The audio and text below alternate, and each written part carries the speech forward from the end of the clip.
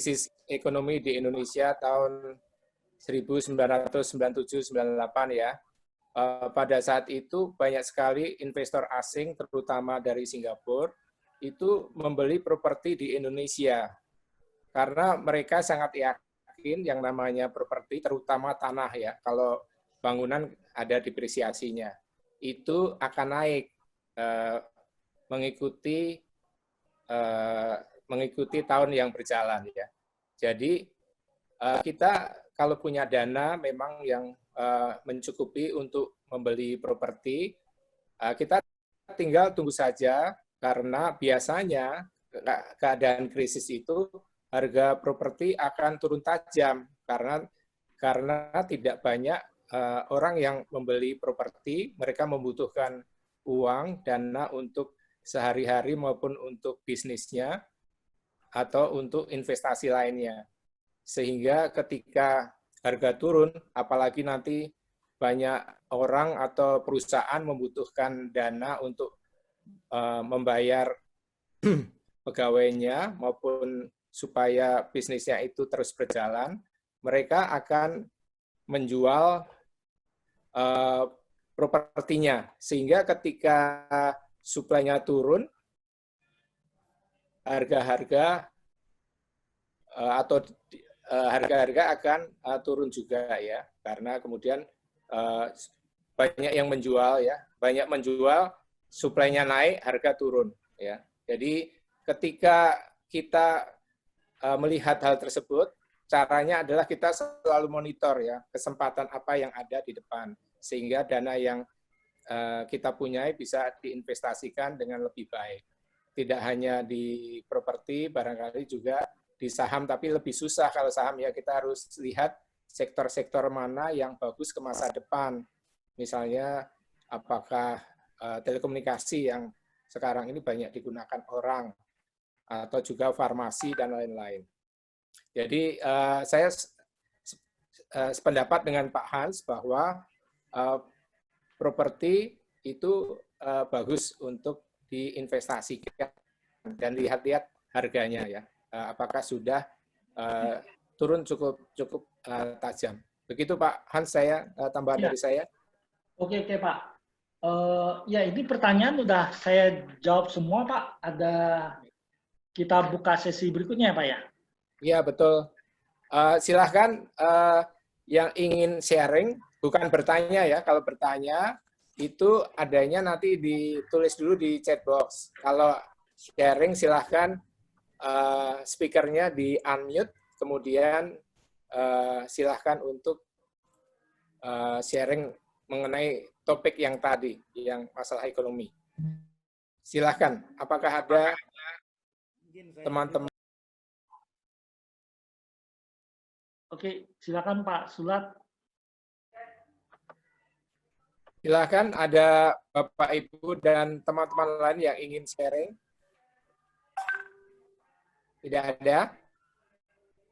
Kalau tidak ada, kita lanjutkan presentasinya ya. Nanti masih ada kesempatan untuk sharing dan juga untuk tanya jawab. Sebentar saya akan share filenya. Apakah Mbak Diana sudah lihat? File yang saya share? Belum Pak, belum muncul. Belum muncul. Bentar.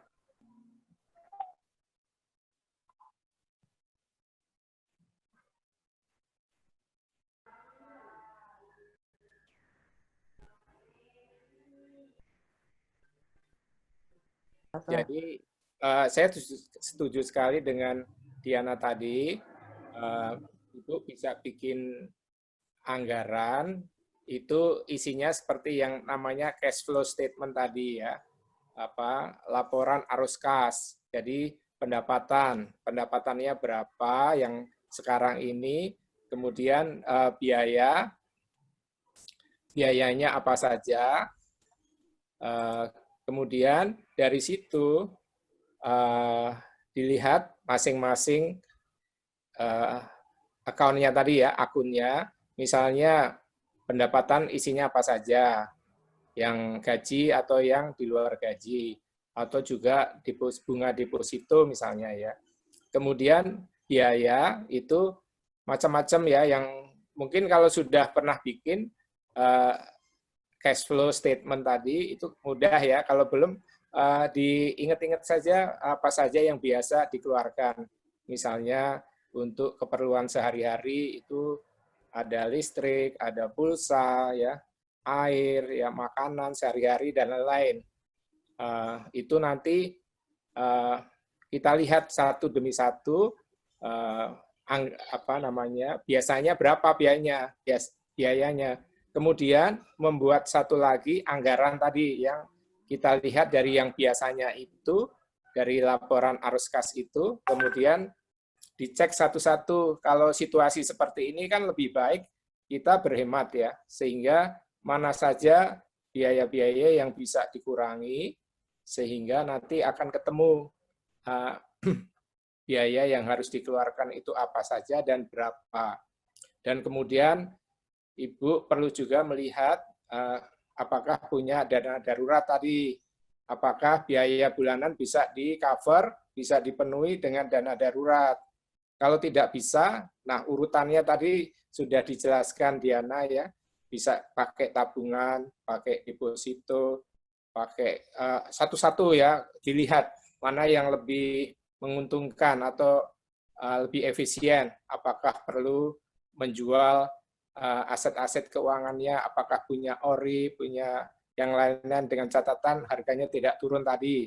Kemudian apakah ada saldo di BPJS TK atau BP Jam Sostek ya.